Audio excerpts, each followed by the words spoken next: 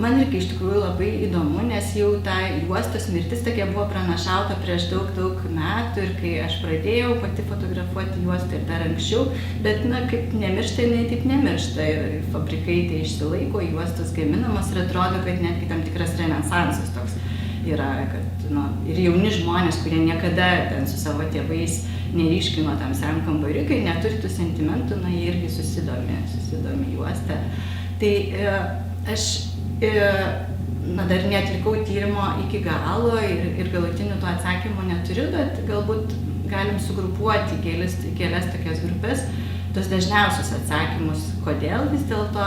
Tai vienas iš tokių paprastesnių ir populiaresnių, tai tiesiog noras susilėtinti, lėčiau pabūti čia ir dabar, įsigyventi į aplinką, su žmogum labiau pabendrauti, ne tik ten greitai spragsint, bet išlaikyti tą akių kontaktą, išbūti momente čia ir dabar ir juosta tarsi priverčia tiesiog tai padaryti, nes turi mažiau kadrų, juosta yra gana brangi ir tu lėčiau viską darai, labiau išgyveni tą momentą. Tai vienas dalykas. Kitas dalykas irgi dažnai minimas, tai tiesiog estetinės savybės, tai yra galbūt sakoma, kad galima dabar uždėti yra visokių filtrų ir ant skaitmeninio kadro ir uždėti ten kažkokį retro filtrą ir bus panašu, bet dažniausiai juostininkai sako, kad jie mato, ar tai iš tikrųjų nufotografuota, kaip sakyti, tikrai juosta, nes skiriasi tiesiog to kadro savybės. Pavyzdžiui, ryškumo gylis yra truputį kitoks, galiausiai yra kažkokia, jeigu, pavyzdžiui, juosta buvo truputį subraižyta arba dulkės kažkokios, tai irgi matosi atitinkamai ir tai, suteikia tam tikrą tokį vaizdą estetinį kažkokį tai specifinį. Kitas dalykas, kuris irgi taip pat dažnai minimas, tai yra materialumas, sensorika tokia visa įtraukiama. Nes kai mes fotografuojam skaitmeniniu būdu, dažniausiai mes žiūrim, spaudžiam ir tiek. Kai tai yra juosta arba analogas, tai įtraukiama daugiau juslių ir ypač lytėjimo pojūtis. Tai yra, jeigu tu merki rankas ten į ryškalą pats darai tas nuotraukas ryškini, tai emulsija, kai kurios menininkės pačios tepa ar netgi gaminasi tą emulsiją. Žodžiu, tai procesas, kuris įtraukia žymiai daugiau įtraukia lytėjimą ir tas irgi, atrodo, jom vertinga. Ir dar vienas dalykas, kuris man gal įdomiausias buvo toks atradimas, nes visus tuos prieš tai aš, tarsi tai savaime aišku, kaip galim, kas bandė, kas įsivaizduoja, kad su juosta taip yra, bet man buvo gal įdomiausia, kai kalbėjo menininkas apie konceptualius tokius sprendimus ir kai juostos arba analogo pasirinkimas yra, toksai konceptualus iš principo sprendimas ir kitaip padaryti to projekto nėra įmanoma. Kalbėjau su, pavyzdžiui, Iveta Gabaldiną, ji Latvijos yra menininkė, kuratorė vienos galerijos ir ji pasako, kai buvo rezidencijoje Islandijoje, man rodos, žodžiu, buvo tamsiuoju metų laiku, man atrodo, žiemą buvo labai tamsu ir nusprendė tyrinėti tamsą ir praleisti laiką tiesiog tamsiam kambariuke ir kadangi buvo šaltoj šaly, tai paėmė ledo gabalą, dėjo ledo gabalą, natūralų, tikrą, kaip sakyti, ledo gabalą, dėjo ant fotografijos popieriaus, ant fotopopieriaus šviesai jautraus ir eksponavo jį pro didintuvą.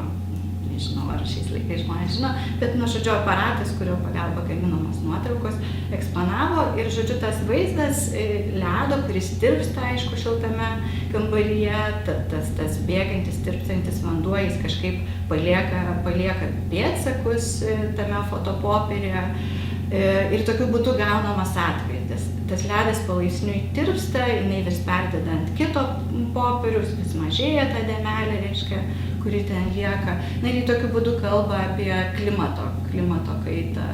Tai, žodžiu, kitu būdu, skaitmeniniu būdu tiesiog neįmanoma būtų to padaryti. Reikia, kad tas ledas ištirpstų ir paliktų tos pėdsakus.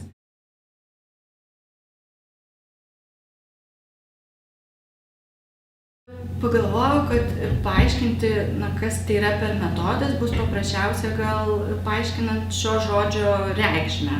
Etimologiškai pažiūrim, reiškia auto, etno ir grafija. Tai iš graikų kalbos išvertus, tai auto būtų aš, self arba savastis, kaip tai be pavadintumėm, kažkas tai apie mane, etno žmonės, tauta, tai yra kažkas tai apie platesnę kultūrinę grupę ir grafija rašyti. Tai vat šitie 3 dalykai ir yra svarbus šiam metodui. Tai yra, ką aš iš principo darau savo darbe, tai yra viena iš darbo dalių, kur aš naudojau tą etnografiją, tai aš remiuosi, atsispiriu nuo savo pačios patirties. Tai yra, aš pati ilgą laiką labai fotografuoju į juostą. Turbūt mano tėtis buvo fotografas ir aš esu praleidus dienų tamsiam kambariuke, ryškindama ir žiūrėdama, kaip jis spausdina nuotraukas. Bet kitas tas dėmuo apie žmonės, apie kažkokią tai platesnę grupę, tai mes visi esam kažkiek unikalūs žmonės, bet vis tiek aš priklausau dar kultūriškai ar socialiai tam tikrom grupėm ir mano asmeninė patirtis kažkokia, ji vis tiek kažkiek pasako ir apie tų grupių, kuriuom aš priklausau patirtis. Be to, kad aš ten fotografuoju juostą, tai aš esu dar 4 vaikų mama, aš esu akademikė, kuri bando suderinti darbus ir vaikų auginimą ir tą juostą kažkaip į tai įsipaišo. Žodžiu, aš kalbėdama apie save, aš tuo pačiu pasakau ir apie kitas kultūrinės grupės kažką. Per tekstus interpretuoju savo pačios patirtį. Ir rašau naujus tekstus, savo tuos tekstus, tai tas grafijos aspektas irgi yra svarbus. Ir autoetnografinė metodė, tas rašymas irgi yra, šiek tiek specifinis ir gal skiriasi nuo to, kaip mes įprastai suprantam mokslinį rašymą, tai yra kažką padarėm, nuveikėm, atlikom tyrimą ir jį aprašom. Tai kai darai autoetnografinį tyrimą, tai rašymas yra suprantamas kaip toks kaip tyrinėjimo dalis. Aš kartais nežinau iki galo, ką aš čia pasakysiu, bet berašydama tekstą, skaitydama kitų tekstus, jungdama kartu savo patirtį, aš atrandu, aš suprantu tame procese ir kartu leidžiu tai kitiem suprasti. Aš norėjau daryti tai, ką aš noriu ir tai, ką aš moku daryti. Ir aš kažkaip savo įsivardinau, aš labai nuo seno domiuosi ir dėstau kokybinius tyrimus, tai autoetnografija yra irgi kokybinis tyrimas, tai aš supratau, kad aš moku tai daryti.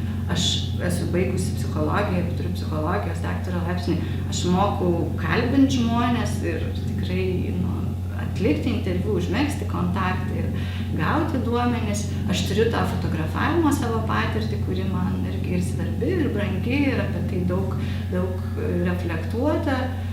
Tai kažkaip visą tai susijungia ir tas metodas leidžia tai apjungti. Ir aš gerai rašau. Tai prasme, mano tekstai, man atrodo, gerai struktūruoti, patrauklūs skaitymai tokie. Tai kažkaip tas autoetnografinis metodas leido man visą tai sujungti ir aš džiaugiuosi, kad galėjau.